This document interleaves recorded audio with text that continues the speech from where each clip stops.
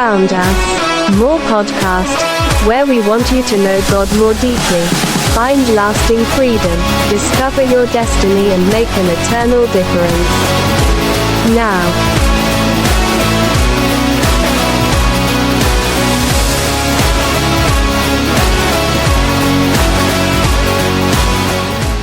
Hey, good morning, podcast world. We're happy to be here with you. Beautiful day in Northern Michigan. These are the days that we spend all winter waiting for. Yes. Yeah. Sunshine. It was actually been pretty warm, for the last couple of days. Today's a little colder, but, we'll take it. We'll take what we can get, right?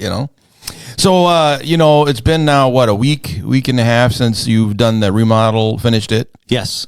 How's it going? It's going wonderfully. Lisa Kay was super impressed. And even this morning, we got up and just walked into the living room. And it's like, wow, we don't have to navigate our way through or around furniture because we have so much open space. And I would say the best compliment I received from her was she said, I feel rich. Yeah. So, see, there you go. Yeah. Just that open space is really, really wonderful. And now all of the pieces of furniture that are in the big giant room, you sit in and appreciate a different view from every one of the pieces of furniture. So it's kind of nice. So yeah, now you guys, it's a big open space concept compared to what, if you've ever been over his house before. Yeah. But now it's open, right? We had this one giant wall that ran down the middle. It wasn't a modular home. It was a stick-built home, but that was just the style back in the 50s when they built our house, just to have a giant, a wall down the middle. So we took that out and now we turned what we used to call the library room, and the living room is now just one big room. That's nice. Yeah, so it's great. Yeah. But we still have a little reading nook over in the corner. Yeah. And Lisa has some bookshelves. Lisa Kay loves books. She's a paper addict. Yeah. And so she's got that there. So now you got to put a floor to ceiling bookcase up, Yeah. Well, I started that project and we decided against it. So it's still just a 4-footer. But it's full. Yeah. I've always wanted one of those. In my house, if I ever had a house with 10-foot or 12-foot ceilings, I would want to put like a floor to ceiling bookcase in there. And well, that's your language. You love books. Yeah. So I'd get them up there. Yeah. Remember that time I went to that garage sale and I got all those books donated, all of those theology books and stuff, and you just loved it. I mean, there were boxes and boxes of very expensive, brand new books. Just put them on the shelf and get a chance to read them. But I'll tell you, be honest with you, sometimes what I'll do is I'll buy a book, right? And if I haven't had time to read it yet, I've done this before. I'll go to a garage sale and find a book I like the title or whatever, but I just haven't had time to read it, so I'll run it through chat, and it gives me the cliff notes. Yeah, okay. And so then I know if I really want to spend time, reading it. And so then I get the cliff notes and I'm like, okay, you might just want to read that one. That's pretty cool. I did do that one time with a book. I had no time to be able to read it, but I had to get the information out of it. And so I'm like, give me the highlights, and it gave it to me. And so that was a wonderful way to kind of get the info. It helps you to read like more than one book, at one time. Yeah. Okay. So this week has been kind of weird in the world of weirdness. I don't know if you've watched this or not, but it's been hitting the headlines. Did you know that, the Buddhist religion, they just inaugurated their first Buddhist robot monk? Didn't know that. Yeah. The highlights were playing on the news. I was watching this. It's just so weird.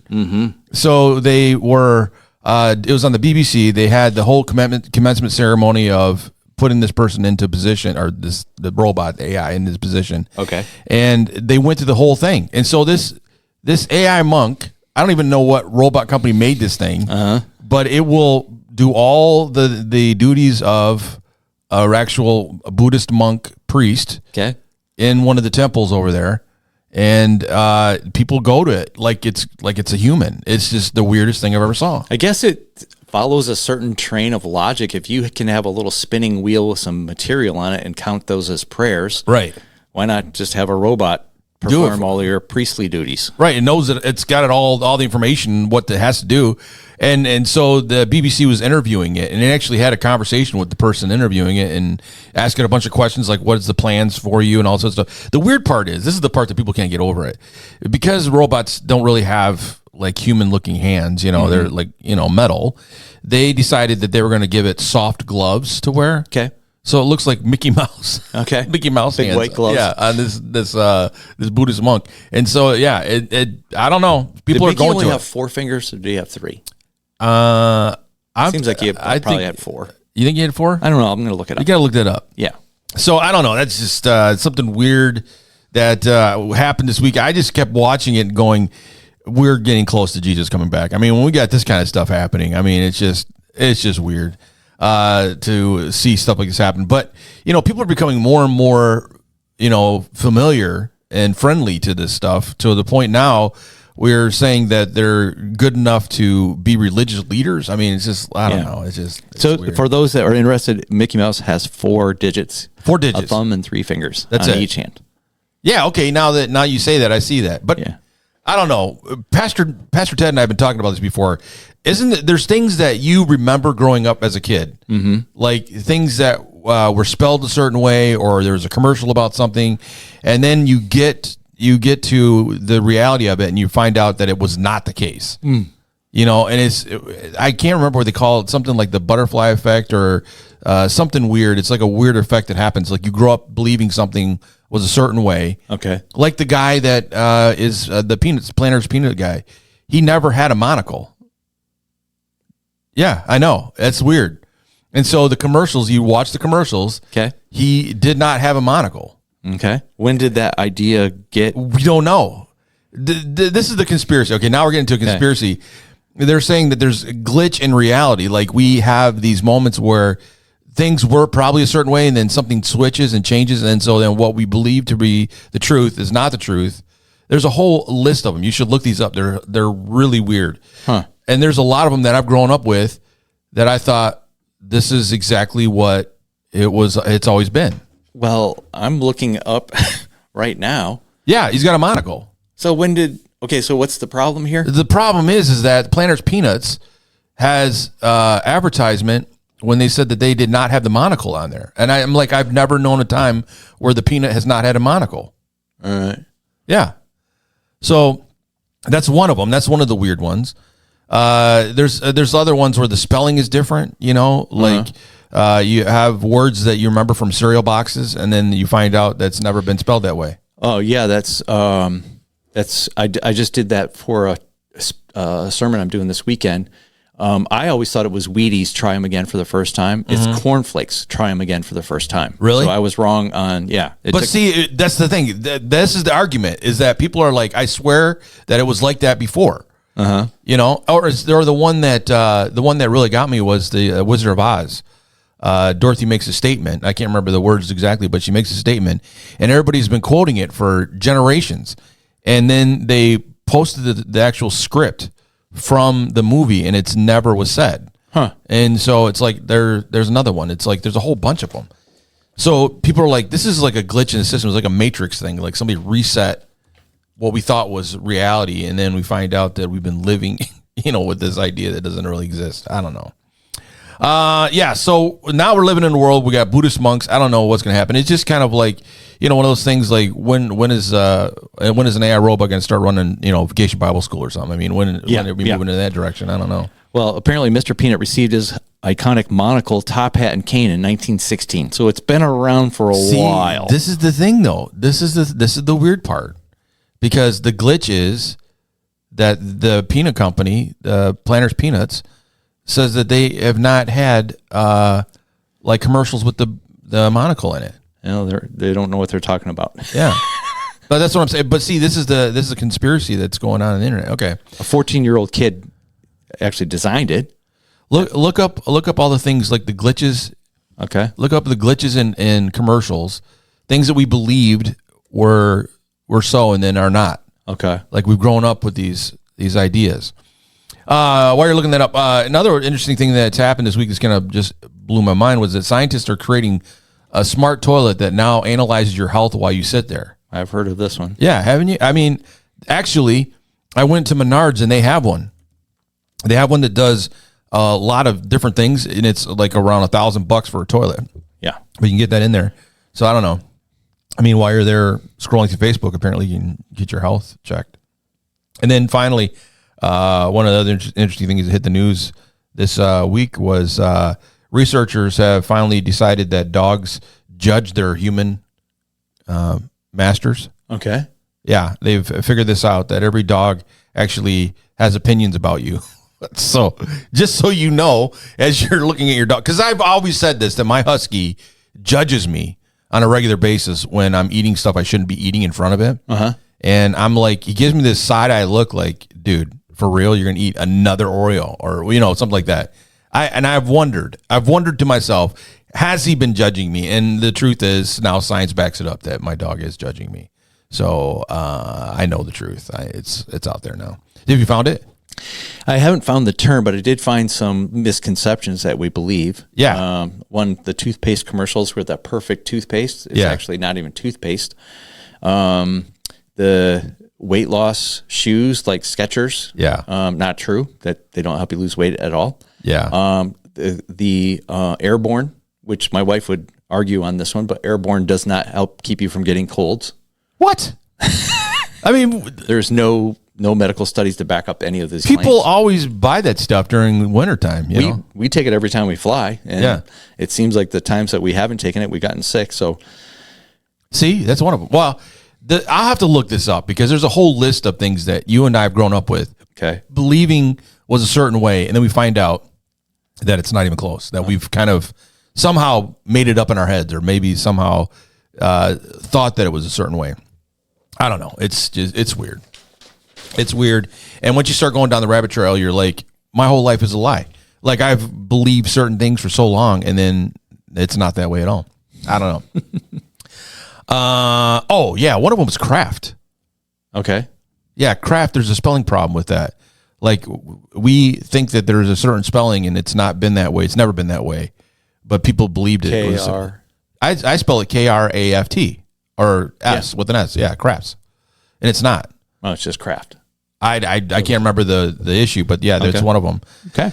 I don't know. Just some weird stuff's happening in the world. It's just proving that more and more we're getting closer when Jesus comes back. Sure. Basically, that's what it's doing. So all this weird stuff that's happening, just get ready for Jesus' return. But do you wonder why you take the time each week to listen to more podcasts? I'll tell you why. More stands for maximizing opportunities for right now and eternity. So stop asking why you listen. Just never forget to listen and pass it on. Well, this More podcast is sponsored by the Right to Life celebration dinner that's happening June 30th at Grand Unity Event Center in Petoskey. What would it look like if, Michigan chose life? Right now, saving the unborn in Michigan would mean protecting nearly 95 children every single day, over 1,000 every week. I mean, imagine the future doctors and teachers and pastors and mothers and fathers, missionaries, business owners, and world changers who would have had the opportunity to live out their purpose. And while we fight for the unborn, we also celebrate the courageous mothers who chose life. Mothers who saw a billboard, watched a social media video, or received materials from Right to Life, or found hope through our partnership with The Haven, formerly known as the Pregnancy Care Center. Those stories matter, and those lives matter. Your $75 ticket for the event helps support the ongoing mission of Emmett County Right to Life as they continue standing for life at the People's House in Michigan and right here in our own community. Come be a part of an unforgettable evening filled with purpose, hope, and impact. Get your tickets today at EmmettCountyRTL.com. EmmettCountyRTL.com. It's going to be a good night. I'm looking forward to that. That sounds good. Yeah, my wife and I are part of the board, and we have a good time raising money. We got some great speakers coming. We got the president of Right to Life there. We got DeMoose will be showing up, and Fairbairn will be showing up, and so we're going to have a good night. Fairbairn, great guy. Yeah, I've been watching him on the internet. That guy is just nonstop. He's on a roll. So he's kind of got that Trump motivation going. I don't know how he does it. Yeah. He's always, every time he pops up, he's like somewhere else, and it's not like next door. It's like another 40, 50-mile drive somewhere else, And so, yeah, he's doing a good job. We just keep him in our prayers as they're out there helping us fight for the unborn and those that can't speak for themselves. So we just appreciate their efforts. Now we're going to take an ID break, come back, and tell you who's around the table today.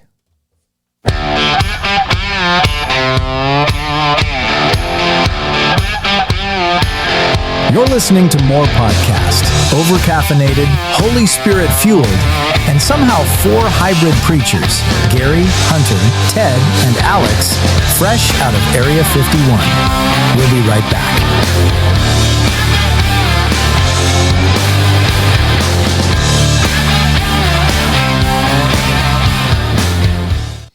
Well, telling you who's around the table right now. He's rocking classic dad fashion today, not young dad fashion, experienced dad fashion, the kind where comfort outranks style every single time.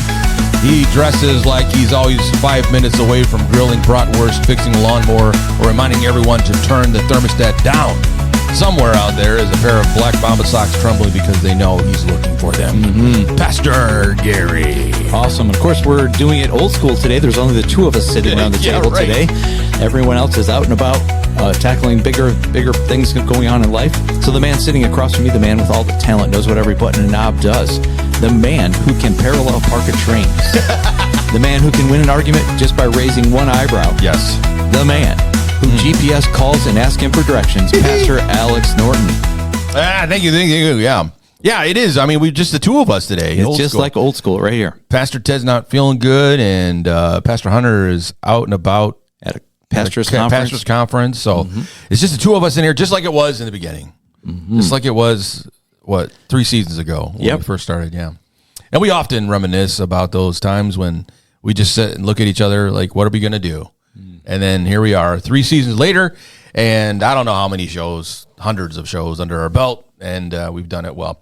Well, today we're going to talk about dad wisdom. You know, a lot of times we get people that call us and say, hey, how do I handle this information that's come out? And so we want to give you some insight into this and give you what we call the dad wisdom. So I'm going to ask a question. Yes. And then you're going to give us the dad wisdom answer. I'm going to give you the dad wisdom answer. And this is coming from a place of many years of trial and error on our part. We know. Yeah. And so we're going to give you some sage wisdom. Yeah, we are definitely experienced dads. We're experienced dads, and we have heard it all. Yeah. We've heard it all, not only as pastors, but as dads. So we'll be right back after this, and we're going to give you some dad wisdom today on the More Podcast, so stay tuned.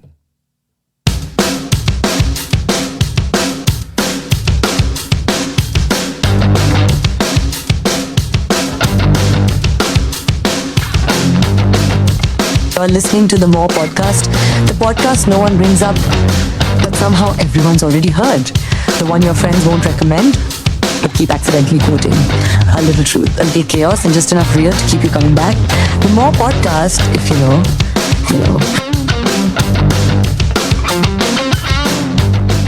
All right, here we are with some dad wisdom, and we're going to do our best. I mean, we have years between us. I think between us we got over 100 years of dad wisdom to share with you. Right. Yeah. So it's good. Okay. So, Pastor Gary, what is the first question? The first question for you, Mr. Alex Dad.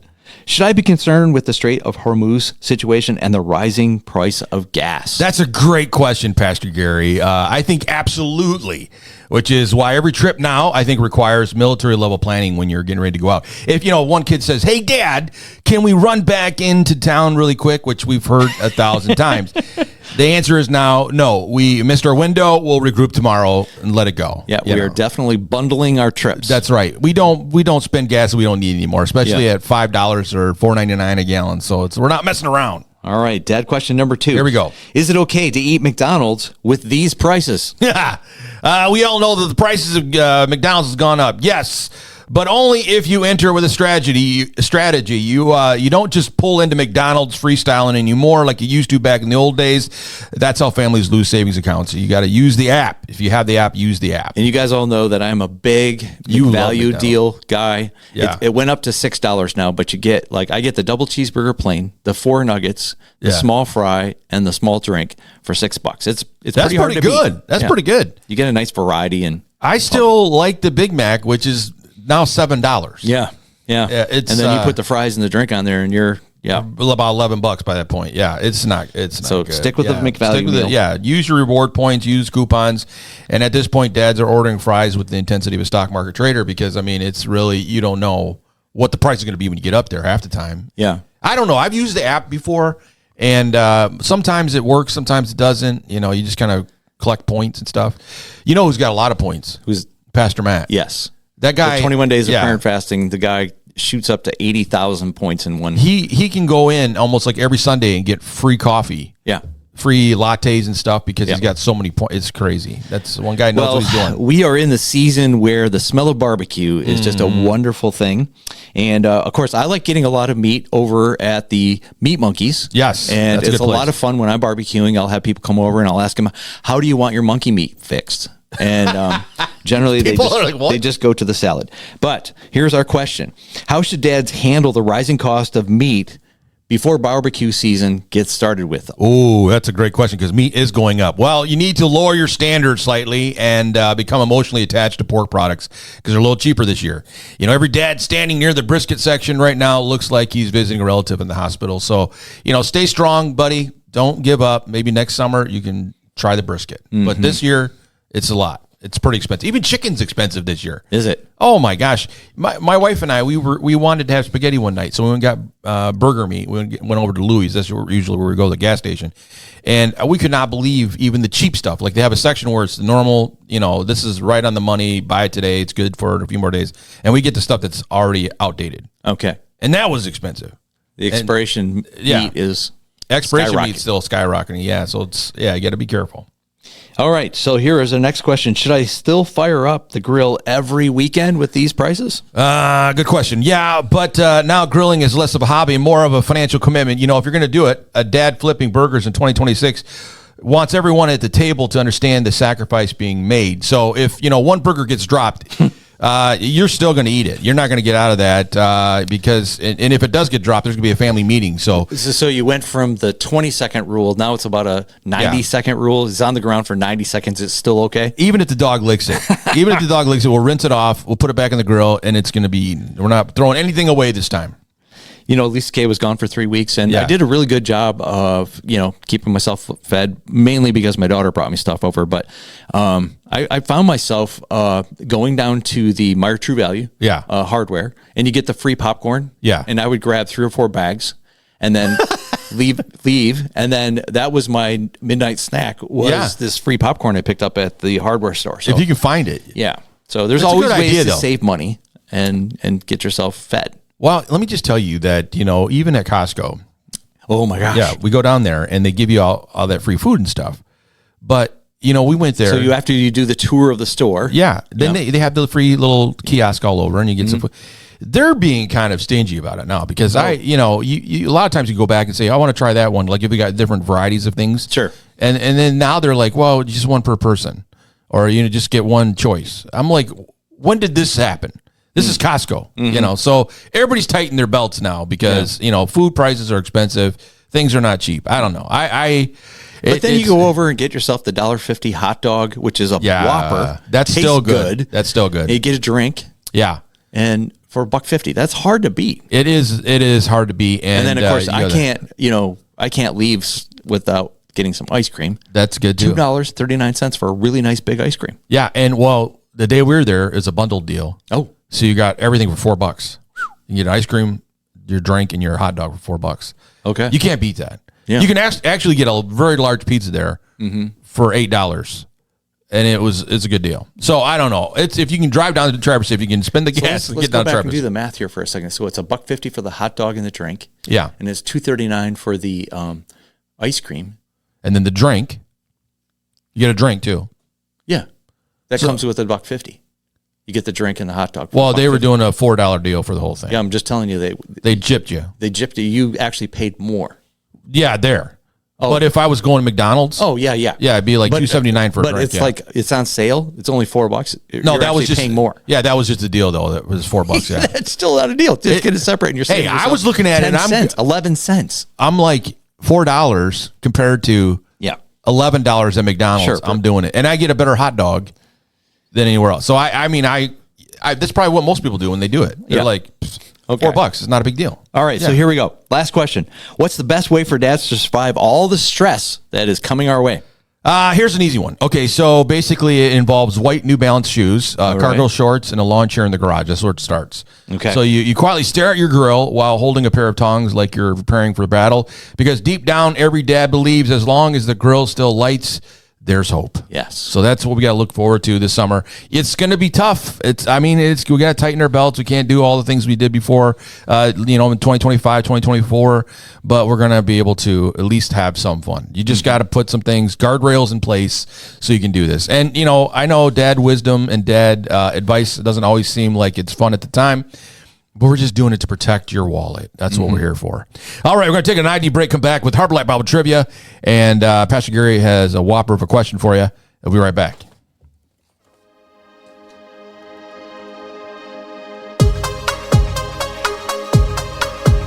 More podcast is not recommended for those who prefer safe, predictable conversations.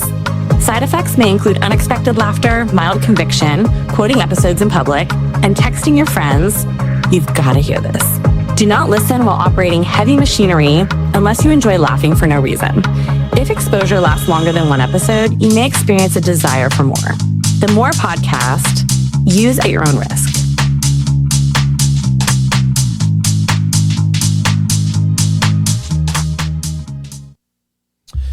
Well, here we are at Harbor Light Bible Trivia. Hey, what was the answer to the question last week? Because I had a few answers. I wasn't here, so I'm not too sure. Oh, it was about the 30 pieces of silver. That's what it was. Okay. Yeah. I had some people say it was the price for a woman in the Old Testament. Had some people tell me that 30 pieces of silver was something else. I can't remember what they said. But yeah, there's a few answers. So I was trying. I'll have to ask Patrick Hunter. He was the one that came up with the question. Okay. But I said yes to everything because I found both answers in the Bible. All right. Well, if you're wanting to be a part of Harbor Light Bible Trivia and be a part of, wait, is this the last? This is the last Wednesday or the? We got one more. We have one more. We have one more. So next week we're going to spin the wheel, and if you want to be a part of that process of being on the Wilson Insurance Wheel of Destiny. Get your name on there by answering a question. We can put your name on there if you answer the question, and then we spin, and you can win a possible prize of a Yeti sippy cup or a koozie or a $20 gift card to Crooked Biscuit. She's got a lot of good stuff. That one's not going to stay on the table. I think I might be confiscating that one soon. Yeah, you're looking like you're hungry, and she's always got some good food. So, yeah, you can send your answer in to harborlightbibletrivia@gmail.com, harborlightbibletrivia@gmail.com, all lowercase, and let us know what the answer is. Pastor Gary, what is the question for this week? Yes, the question for this week is found in Ruth chapter 2. We're going to ask you, what does Boaz, what does his name mean? What does the name Boaz mean? That's a good one. Because last week we talked all about all the characters in chapter 1 and what their names meant. Yeah. And what was your favorite from chapter 1? The two sons. The two sons. Yeah. What was it? Milan and Kilian, which was sick and tired. Sick and tired. That's what it was. Yeah. Sick and tired. How many parents relate to that? Yes. I got sick and tired.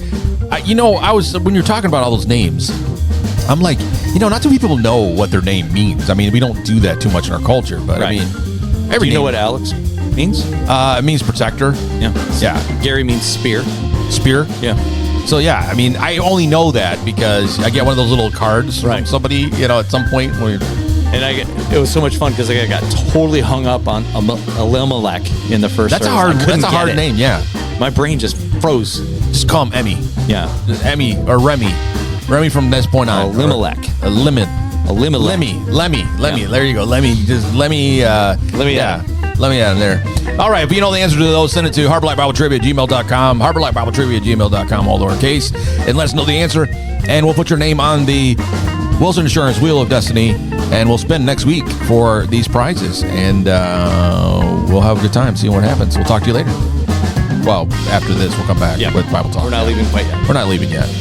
I might be leaving in my head, but I don't know. Yeah. Headphones on. Check. The perfect podcast on. Check. Not sure why you're listening? Good point. Should you keep listening? Yes. Should you tell others you listen to the More podcast? Good idea. Life just got better.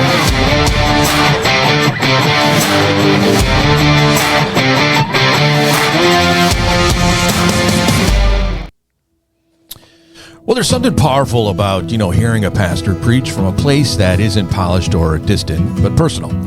This week on Bible Talk, Pastor Gary takes us into the Book of Ruth and reminds us that some of God's greatest miracles don't happen in the spotlight. They happen in the middle of heartbreak, confusion, famine, disappointment, and ordinary life.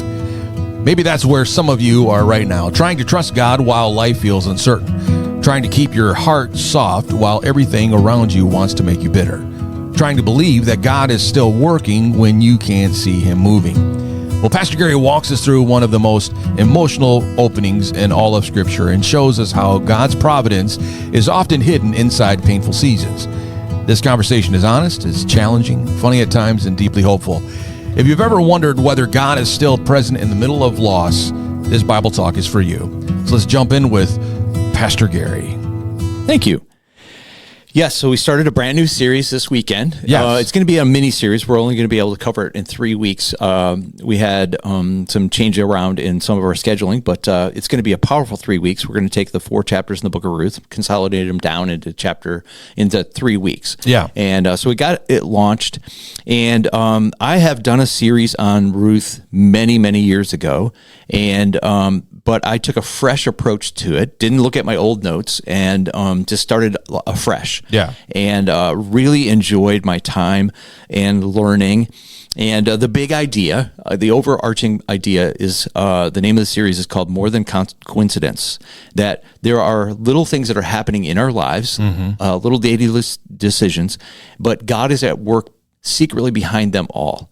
And one of the things that I found inspiring when putting together the intro is the fact that the Book of Ruth doesn't have any giant miracles. We have no voices coming from heaven. We don't have any hands showing up and writing on the wall. No burning bushes. Yeah. My favorite one that I used was there's no axe heads floating to the surface of a lake. That's right. This is all just everyday common stuff that we would say, where is God? But God is in all of those details, all the relationships, all the decisions that are made. Things that you don't see, he's behind it all. He is working.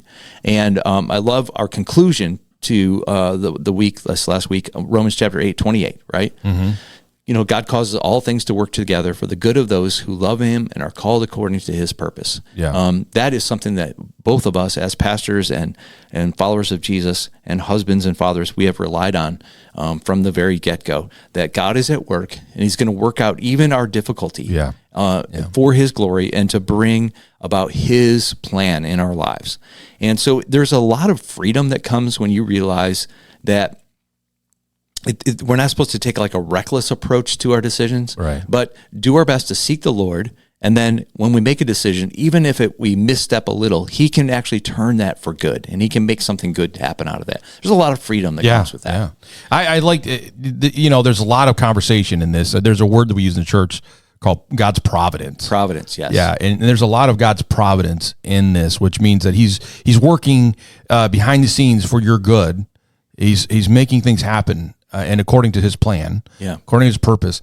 And it's just sometimes we don't always notice that. We talked about that in our small group about how God's providence team seems to be working in the background, and we don't always see it at first. But God's doing something, and He's making something happen, and it is for our good. He's trying to put all the pieces together for us, or He's not trying. He is putting all the pieces together for us so that we can find our purpose and the destiny and all the things we talk about here at Harbor Light because of how He's orchestrated it. And in this story, we see Him doing it so well. Yeah, with the life of Ruth and Naomi and Boaz and all of them that are a part of that, and it's just a really good life lesson, right? Yeah, to see God doing that. Yeah, I think that you see these little decisions, and then hindsight, and we obviously have the advantage of being able to read the whole book and then see what God was doing at the beginning. But we can see through hindsight, God made that decision I made turn out for the good. Yeah.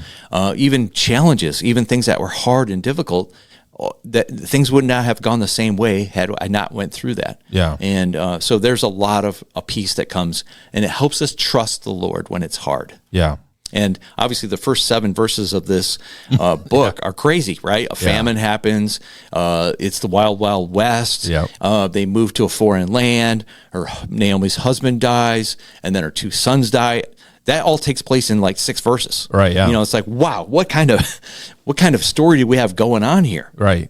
And and if you're like, what is God doing? It's one of those kind of moments in your life where you're like, God, are you even around? I mean, are you here? Because sometimes we get so, we have this thought process that there's no way that stuff would ever happen to us once we become a Christian. Like we're bubble wrapped in his presence or something. And it's all rainbows and unicorns. It's not, Jesus said in Matthew 5, the rain falls on the just and the unjust. Life happens. There's a bumper sticker for that, and so things happen, but in the midst of all that, God is doing something amazing, because if we're going through it, we still are learning, right? We're still growing in our faith. It's maturing us. So even if we get nothing out of it other than that we've learned some new things about God's character and God's presence and God's faithfulness and sustaining power. Sustaining power, And this is a big one. I hear people every once in a while. They're like, I know God would never bring anything to my life that it would be more than I can handle. I just didn't realize I could handle so much. Yeah. That's a great point. Yeah. Because that is so true. I mean, I think a lot of us don't think that it's possible that we can have that ability. You know, we both experienced some big things, some tragedies in our lives. Sure. And I think both of us would say we didn't think that we would be able to make it through that, or we would have ever wanted to experience something like that. Yeah. And yet God gives us the strength and the ability to walk through it and to get out on the other side. And then when you look back, it's like, oh yeah, this is something I learned from that, you know, right. It's make me a better believer, better follower. Yeah. Yeah. So the beginning chapter of Ruth, chapter 1, we see this famine happen. And so they move. And the big idea at the beginning was that Elimelech kind of moves out without the Lord's direction. He should have stayed where he was. Yeah. But even then, God is working. He's going to bring something good out of it. But, you know, the famine hit not only him and his family, but all the families living around him. So it does rain on the just and the unjust. So famine hits it. Everyone, even the righteous, are affected by it. We just happen to see for the story that moving out from the Lord's protection opened him up to possibly his own death and the death of his sons. So disobedience is a real deal. Yeah. God can use difficulty to get us back on track with him. That was a big statement that we made at the beginning, that God is not beyond using difficulty to wake us up to his need, the need that we have on him in our lives. And you know, I think that being an older person now, I can look back and say, I would rather, you know, make it to heaven with difficulty than cruise down the wonderful path to hell. Right? Yeah. So, if my life is meant to be difficult and I go through some tragedies, but I make it to be with the Father forever and ever and ever, it's worth it. I think there's a sermon series we did a while back about being in the valleys and the mountains. Sure. You know, and sometimes we learn our biggest lessons when we're going through those moments that are struggle, like it's not at the top of the mountain. Yeah. What did you think about the sin cycle? I'm sure you're familiar with it, but what did you think? I had it as a graphic on the screen. That was there good to be able to see that. What were your thoughts on that? You know, isn't it funny how it mirrors a lot of our own journey? You know, I mean, I was looking at that and I'm thinking to myself, I mean, it was about judges and about people that was going on with Israel at that point. But I mean, you look at it, the sin circle, how we get God, we pray to God, saves us, and then we're good for a while, and then we start moving back into sin, and then it's kind of like the cycle, it just keeps returning, and then we're praying God to bail us out again, you know, because we're in a bad situation. It's amazing to me how we find ourselves in those same sin cycles, you know, and it's not just for Israel. Right. Yeah. But I do remember, I didn't quote this on Sunday morning, but I do remember a passage of scripture when the children of Israel are getting ready to leave the wilderness and step into the promised land. They're finally making it into this place that God has promised to them. And he said, look, you're going to be so blessed, you're going to forget about me. Yeah. And you're going to be tempted to follow the gods of the Canaanites and the Amorites and the, you know, Moabites and all that. You're going to be tempted to follow after them because you're so blessed, because you're going to be stepping into the land of milk and honey. So in a way, and you and I probably both know this, you know, we'll see families that seem to have more than most, right? And that they struggle, the children struggle because there's no difficulty. You don't have to have chores. You don't have a summer job, you know, and so you've got too much time and too much money and then you end up making bad decisions. Yeah. So struggle is actually a good thing. Yeah. It's a really needed thing for us as believers and Christians and humans. We need to struggle so that we can work for stuff and it keeps us grounded. And so he was giving them a warning. You're going to step into my wonderful blessing, but it's going to be a challenge. And it's good. I mean, I remember Pastor told me one time that grit perfects grace. Ooh, that's good. You know, and I was like, yeah. I mean, that makes sense, right? I mean, it makes sense to both of us that when you have to go through some of that stuff in order to begin to start understanding God's grace being perfected in your life. That is a tough thing because I think you and I both would agree we don't want to ever have to go through any of that stuff. Nobody wants that. Nobody wants to go through that. And I think you would want to say that once you accepted Jesus, that all of a sudden we get this special, you know, life now laid before us and we don't have to worry about it. But that's not how it works. Like you said, if we don't have those moments, we become complacent. We don't take things very seriously. I mean, we can look at our own lives and other things, right? I mean, if I've got a bunch of money in the bank, I'm not watching my money as much as I should be. You know, I'm spending it, and then until it's gone, and then you're like, I got to pay my bills, and I don't have any more money. You know, that tends to be the cycle we have. and some of our thought process. It's kind of fun. I'm reading a book right now to help me in some of my hobbies. So I enjoy golf in the summer. Do you know that if I can perform well or score well without working too hard at it, it will breed complacency. Yeah. But when I train super hard and I don't score well, that drives me to even more. Yeah. And so it's an important thing for us to realize that life needs some resistance to it to build up our spiritual muscles. I think you're right. The thing I love the most is when somebody comes to me with a really hard question. Mm-hmm. And because I'm like, I spend, you and I both probably spend a lot of time in the Word. We spend a lot of time reading the Word. But there are moments where somebody comes with a question, I'm like, I already know the answer to this. And then I'm thinking to myself, I do, but I don't. Like, I need to do more. I need to study more. And so it always encourages me to get into something more because, those kind of challenges are good. And I think in our faith journey, like the sermon series you're doing right now, it should be a good challenge for us to realize that we need to pay attention to God's providence. We need to look at these things and see what God is trying to show us in the midst of this. Mm-hmm. What is the most important thing, instead of just kind of like, dealing with it like, oh, okay, whatever. If it's a good day, bad day, whatever it is, but really see what God's doing. Here's an interesting thing that happened in the moment while I was up there preaching. Mm-hmm. And you know me well enough that I'll look at you every once in a while, I'll see you smile, and I know what's happening inside of me. Yeah. While I was up there preaching, we have Naomi, who is the mother-in-law to Ruth, and she's lost her husband, her 2 sons, and now it's time to head back to Bethlehem. Yeah. And then she's on the journey, and then she stops everyone and says, girls, let's think this through for a second. You need to go back to your own towns. I can't, here's a hidden thing. You're going to be now going into Israel as foreigners, as Moabites, and it's not going to be good for you. It's going to be hard for you. Right. So maybe you should go back home. And in the moment, the Holy Spirit shared with me that it was when she sought the Lord, He clarified her situation. Mm-hmm. I didn't know that. I wasn't preaching. I didn't prepare that. That came in the moment. And I was able to preach it that, when we seek the Lord, when we turn back to Him, especially if we've wandered, He's going to give us clarity to be able to see our situations and know what decisions would be the right ones. Yeah, that we weren't seeing before because it's clouded by our own desires and our own agenda. Yeah. So that happened in the moment. That was good. That was really good. Yeah. Well, I wanted to look at your message. You mentioned there that there's something powerful about hearing you preach in Ruth chapter 1, and it was talking about God working even when life feels ordinary or painful. But why do you think people struggle so much to believe God is active when they can't immediately see the results? Yeah, we have it comes down to trust, and there are those moments when we can't see the hand of the Lord working, and we have to trust that He does have our best interest at heart and in mind.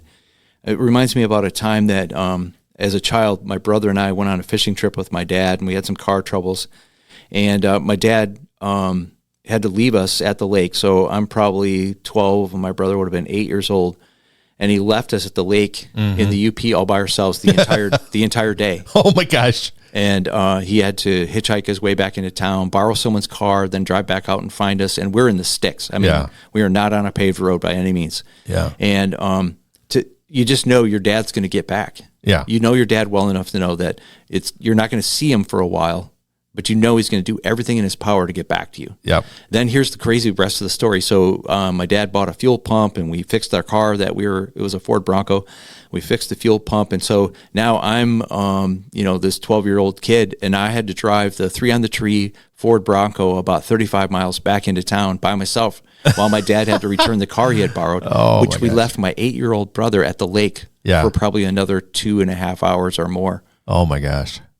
Yeah, and you're like, my dad's like, you got to stay here with the stuff. Yeah, somebody might steal it. So, so my 8-year-old brother had to trust that we were going to come back. Yeah, you couldn't see my dad working, but he was fixing the car and he was doing all the things. But you just had to know He was coming back for you. I think that in real life, it's a little bit like that. If we don't see the Lord, we have to trust and know that He's at work. That's, you bring up a good point, because that is so hard though, right? I mean, I was just talking with somebody the other day about this concept of faith, and I'm like, everybody, Paul says that we have to have faith that we don't always see things happening. And that's really the core essence of what it is to believe. But the underlying word is this idea of what faith really produces is trusting that God's going to do something.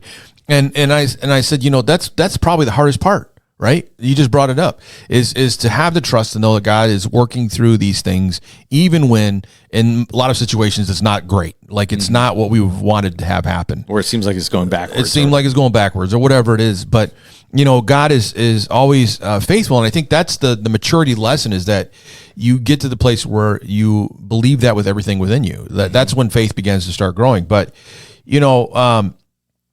how do you do that? How do you develop that within yourself? That comes with experience. There's really little other way around it. Maybe, there's the gift of faith. Some people have the gift of faith where they can just know. But for most of us, it's experience. Yeah. I've been walking with the Lord now since I'm 19 years old, and I've been a part of, I was born into a Christian family. So my entire 60 years I've been walking close, around the Lord. But when I was 19, I accepted Jesus for my own.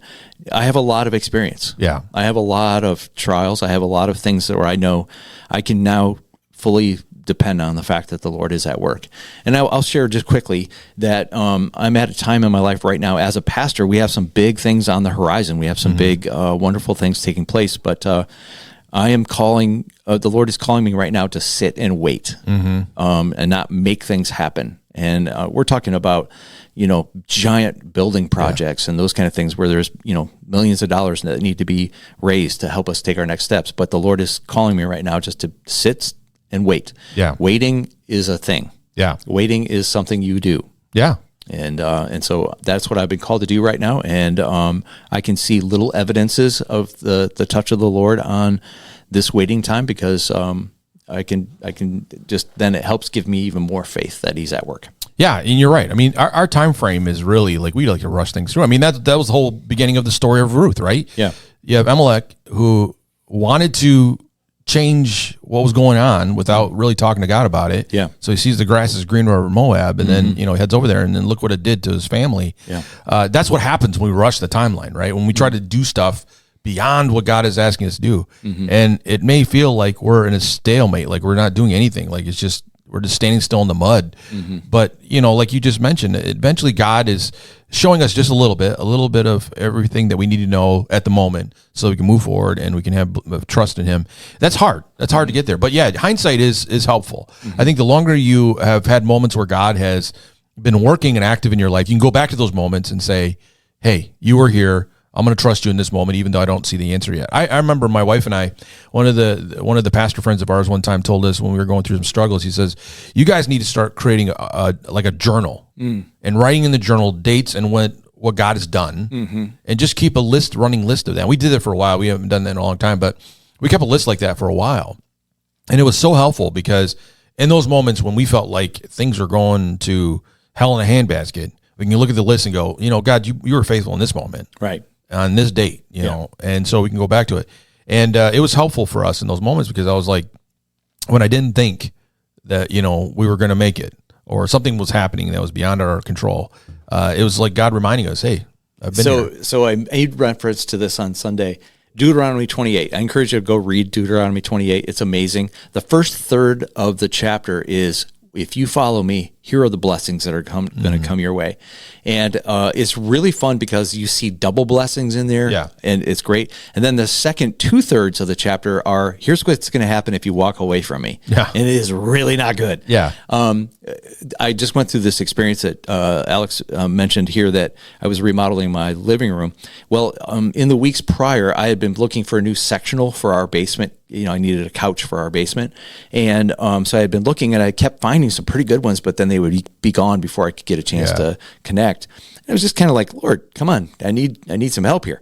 And then in the middle of this project, we were given two sectionals. Yeah. New. I love it. Yeah. So you walk with the Lord, be patient with Him. Yeah. Realize that He's at work behind the scenes when you don't see Him working. You didn't have to take a loan out, did you? No. Yeah. Free. Right. Two new sectionals for free. One upstairs, one downstairs. That's awesome how God works like that, isn't it? Yeah. So that then goes into your handbag of experiences that you can pull on later. And you can say, look at this couch. Yeah. It almost becomes like an altar in the Psalms of Ascent. Sure. It's like one of those little altars. You also talked about Naomi becoming bitter after years of loss and disappointment. And how can someone honestly process pain with God without allowing that pain to slowly harden their hearts? I mean, it seemed like it could have with her. She lost her 2 boys and she lost her husband. Yeah. That was a section that it was probably difficult for people because we all can feel a little bitterness come into our life when we struggle. When the devil is piling on, when you lose your husband, now you lose both of your sons, and it can be a difficult time. But we as believers have been called to not let our extenuating circumstances, our environment, to let those control us. Mm-hmm. Right. I like to believe, an evolutionist believes that the environment changes the animal or the species. Mm-hmm. There are so many spiritual evolutionists out there that believe that their extenuating outside circumstances affects their spiritual life. Yeah. We're supposed to be above and beyond that. And so bitterness can try to seep its way in when difficulty should be making us better. It makes us bitter. And when you get bitter, as we saw with Naomi, she wanted her name changed to bitter. She's not hiding it. She's blaming God. He raised up his fist against me and he's coming against me. So she's actually blaming God for all of the difficulties she's going through, even though she and her husband stepped out not in obedience, right? They stepped away from the place that they were supposed to be planted. She's blaming God. When you get bitter, sometimes the facts get fuzzy. Yeah. We start remembering things that aren't actually the way they happened. We start believing that the monocle on the peanut guy was there or not. We see things that they were never there, but we believe that they were. She says to everyone when she comes back into Bethlehem, I left full and I've come back empty. Well, if you look at the story closely, she didn't leave full. She left empty. She left because of a famine. Right. Now she lost more when she was away, but to then blame the Lord for that was a big no-no. It's not a thing. So I want to encourage everyone listening. I want to encourage you and I as we sit here at the table that when we go through difficult times to keep our focus on the Lord, keep growing in Him. Let the grit, as you mentioned, let the difficulty and the struggle of our walk with the Lord make us better, more persistence, more stick-to-itness, instead of making us bitter. Because when you get bitter, you start believing lies, you start blaming other people, you have a negative impact or a negative focus, you'll trust less, just a whole litany of things that are not good for us. And so I was able to go through some of those things that happen when we get bitter, and we don't want those things to take place. I think you mentioned just a minute ago, you were talking about how, getting clarity, right? Mm-hmm. When you are praying for God to work in a situation, God begins to bring clarity, and you actually accept that. You actually hear what God is saying. That tends to help too, of not getting into this bitter mode, because really what it does is it shows you the reality of what's going on, right? Like you mentioned that earlier, like the reality of what really happened was they left what God promised them to go somewhere else that was outside of God's promise. Yeah. And they basically got the results of what they would have never wanted to have happen, but it happened because of what they did. And we don't always want to admit that, but then when reality hits, we're kind of like, yeah, this is what happened, and for some people out there, you're like you said, you're blaming God for the results of circumstances that you created. Right. And then you're expecting God to fix them because you made the dumb decision to begin with. Mm-hmm. And God is going to work in those situations. He's going to he's going to do what he needs to do to make it better. But the reality that we need to come to grips with is what we did, how we got there. Yeah. Because that's how we grow. When we start realizing, like you said earlier, we start realizing the mistakes we did. Naomi figures this out as she's walking back, like you said, to Bethlehem, and she's like, this is what I did. This is really what's going on here. This is the reality of my situation. And that's what God's trying to do the whole time. He's trying to get you to that place because you're never going to change. You want to break those cycles that we talked about earlier of that constant sin cycle or whatever that failure cycle is. You have to begin to accept reality for what it is. Take your ownership, take your licks and realize this is what I've done. Mm-hmm. So then God begins to move in that situation. God begins to work. And I can tell you in my life so many times, testimony after testimony, where that's been the case. where God's waiting for me to realize I did this to myself. Mm-hmm. I'm the one that was the dummy that made the decision based on my own understanding, my agenda, my feelings, whatever it was. Had nothing to do with him. I didn't pray, didn't ask. I just ran. I just did it, Yeah. And I think you're right. I don't want to over spiritualize things that, if you're going through a famine, right? Talk to the Lord. Say, God, do you want me to move somewhere else? Yeah. But you have to talk to the Lord about it, not just make an assumption. Yeah. And, like we said, leaning on your own understanding, or, there's a way that seems right to a man, but that way is destruction. Those two passages, came to life right there in Naomi's life. So seek the Lord. He'll give you direction, right? I don't think there's anything wrong with looking at your situation and saying, okay, this is not good. I need to do something different. I want my family to starve to death. God, what do you want me to do? Right. Do you want me to stay right here? If you tell me to stay, I'm staying. If you want me to go, I'll go.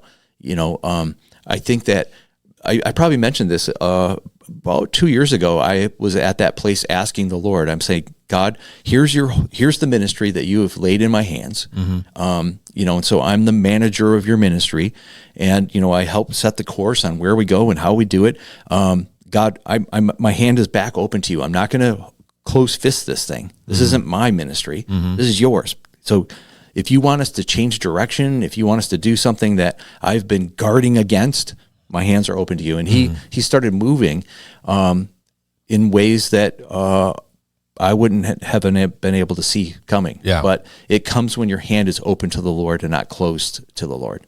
And so that's a good lesson. Lay it down before him and just say, hey, Abraham did that with Isaac, right? He laid him down and said, this is your son, not mine. I love that, what it says in Hebrews.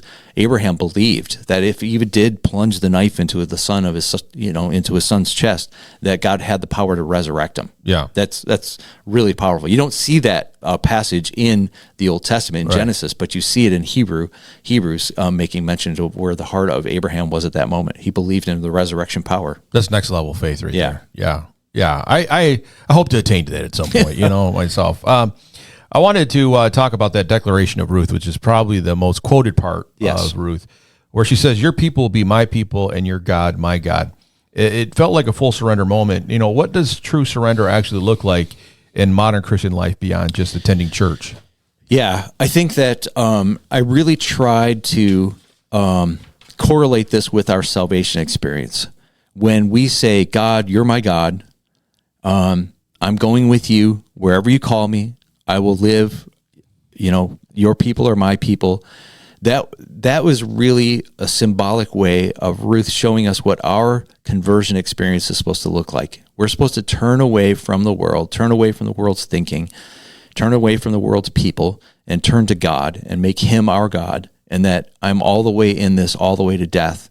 And, come against me or punish me or actually, discipline me back if I start to wander. Mm-hmm. I think that if we had our conversion experience and it meant that much to us, we'd have a lot of people who don't backslide. Yeah. Yeah. Yeah. So make that statement. Yeah. Yeah. So that's what I was really trying to bring about. It was, Ruth is saying it to Naomi, but it's a picture of our conversion, our salvation experience. It was a picture of that. Mm-hmm. There's a famous person that you have read before, St. Augustine. He said, the New Testament is contained in the Old Testament. Mm-hmm. You can see New Testament stuff. So you see the salvation experience in Ruth's confession. The Old Testament is explained in the New Testament. So New Testament is contained in the Old Testament, and the Old Testament is explained in the New Testament. Yeah. And so you see a picture. This was a picture of our salvation experience. And then I shared going on where she steps into Bethlehem and everyone is there to rejoice because this lost sheep has come back home. And that again takes us to the New Testament experience where all of heaven breaks into a giant celebration the moment one lost sheep comes back home. Yeah, it was beautiful. It's a beautiful picture, right? It is. Yeah. It is. I mean, that statement is a vulnerable statement. I think that you said it best. I mean, it seems like if we would understand really what she was saying there as believers in our own journey, it would definitely change a lot because, one of the things that she did that a lot of times we're not willing to do is submit to not just the church authority, but to God's authority in their lives. And so we like all of the benefits that come with being a part of the kingdom, but we don't always want to become true citizens, right? We want voting rights, but we don't want to be, a part of the citizenship that's giving back and being a part of it. But that's part of everything. And so when she's submitting herself to this new way of life, this new understanding, she's submitting herself to all the rules and the changes, all the things that she had never been a part of before under Israeli law. So it's really wonderful to see now the contrast between Ruth and Orpah. Orpah goes back to her gods. She kisses and leaves and goes back to her gods. Yeah. Goes back to the world. And Ruth turns her back on the world and goes now with God. And so there's this little wonderful contrasting view of our salvation experience. Here's a little tidbit you probably know, that Oprah was actually supposed to be named Orpah, but her family members kept saying it wrong, so they changed the spelling on her name. So Oprah, the billionaire TV celebrity person, was actually named after Orpah from Ruth. Oh, great. Did you know that? I did not, actually. That's Look it up. It's a real story. Little tidbit there. Yeah. Yep. I did not. Well, it says a lot. I mean, just going to say it. But yeah, good information. As we get to the end of our time together, you ended the message pretty interesting and very powerfully. You challenge people to plant seeds during painful seasons instead of retreating into bitterness. What are some practical seeds believers can begin planting right now, when life feels, spiritually dry or emotionally exhausted? So let me read you chapter 1, verse 22, the last verse of this chapter. So Naomi returned from Moab, accompanied by her daughter-in-law Ruth and the young Moabite woman. They arrived in Bethlehem in late spring at the beginning of the barley harvest. And I really felt the Lord tug on my heart in preparation that we all go through difficult times where we don't see the Lord at work. We can't see his hand. We can't feel his presence. We seem a little dry, but we know that he is at work. And when we praise him for what he's going to do, you're going to get me through this. You're going to bring me down into a time of harvest. I don't understand. I can't feel you. I can't see you, but I know you're at work. I'm going to praise you before I see it. I believe that those praise moments are the most powerful praise moments ever. It's easy to praise when it's good. It's difficult to praise when it's hard. Yeah. When you praise when it's hard, it's more powerful, more potent, just like love. Love is easy when the person who deserves it, right? Love is most powerful when the person receiving it doesn't deserve it, right? When you love your spouse and they're being a stinker, that's when love is most powerful. That's when forgiveness is most powerful. That's when grace is most powerful. It's when it's hard. And when we praise in the midst of hardship, we're planting seeds for our future. We're planting seeds for what God is going to be doing in the days to come. It is the most powerful seed we can put in the ground of faith. And I believe that service, we ended by bringing people forward that were going through difficult times. They said, I'm going to praise you. I'm going to give you credit. I'm going to look to you, even though I can't see you, even though I can't feel it. I know that you're at work. I'm taking this step of faith. I'm taking the step of staying and remaining right here until you call me in a different direction. And then we sang the song, and Ted beautifully set it all up. We started right on the bridge on purpose. I know you're working when I can't see it. Yeah. I know you're working when I can't feel it. And then we went on to sing, you're a way maker, a promise keeper, right? Yep. You're a miracle worker. You're praising the Lord before you can see anything happening. And people were planting seeds, and I believe that God's going to bring a harvest into those lives that took that step. Yeah, definitely. It was a real powerful moment in both services. You see people coming up. It's interesting. Because people are a little hesitant, right? They're like, I don't know if I'm ready. And then they would come, and then you could tell something changed. Something shifted. Someone told me that they can sense a change in my pastoral preaching ministry right now, that I'm being a little more clear, a little more challenging, and it comes with two things. Number one, I'm getting older, and and number two, the time is running short. It's not time to play around anymore. And I believe that there's way too many eyes closed and head bowed, and let's accept Jesus. And I believe we're moving into a time where eyes are wide open, heads are up, and let's stand to our feet and accept Jesus. Yeah. Let's come to the altar. Let's do our business with God and not worry about the people around us, because the time is short. And I believe that we confess God before others. Jesus will confess us before the Father. And so there's a little shift happening inside of me, and I can sense that. And so then I call the rest of the congregation to come and support these people. And again, I believe that there's a harvest that will happen in our lives when we support those that are going through difficult times. When we get it, when we go through difficult times, there will be people for us. Yeah, amen. Yeah, it's a wonderful time. You're talking about getting older, man. Those filters, it's great when those filters go away. We all know that that old man who just decides, I'm going to tell you what I think because his time is limited. Yeah, I like that. I'm just starting to just approach that now. But what are you, 12 years behind me? 12 years behind, yeah. So I'm just getting close. But yeah, I've noticed that every now and then it's like, what do I got to lose, right? Yeah. Well, that's the end of our time together. Pastor Gary, thank you so much for sharing. It was problem. I loved it. Great sermon. And we're getting into this series. We got 2 more times yet to go with the sermon. And do you know Pastor Hunter's preaching? Pastor Hunter is preaching this weekend on chapter 2. I will be at the Bay Harbor Church sharing, and I'm super excited to get a chance to share the gospel over there in a way that transformed my walk with Jesus when I was a lot younger, and I'm going to recap that experience for them, and so it's going to be a good time. I think I have my grandson going to work the book table. I actually wanted to talk to you. You want me to take some of your books over there and see if I can sell them? Yeah, that'd be great. I'll give you some. You know what? Can we count the numbers of you being over there? So like on a Sunday, we had doubled it because you're over there preaching. Sure. So technically they're Harbor Lighters for Sunday. So well, I got permission from the head of the church over there that I can invite people to get baptized here on the second Sunday in the month of June. Really? Yeah, and he gave me the green light. So I'm going to talk about salvation and baptism over there and invite people to come over and get baptized, and then they can still make it back over to their church in time. Yeah, right. I like it. That's good. All right. So yeah, we're going to be kind of like taking over ground on Sunday. We'll be in 2 different locations. It'll be one of those satellite churches for the Sunday. We'll have our dream come true with that. Pastor Gary's over there. Well, we'll see you guys next week. Thanks again for listening to the More podcast. Hopefully, everybody will be back in the table next week. But we'll see. We'll see what happens. You never know what happens, especially with the summers. Being so short. Right. We got another week of summer before we get back to winter. So right. I got to start cutting wood already. I know. All right. Talk to you guys later.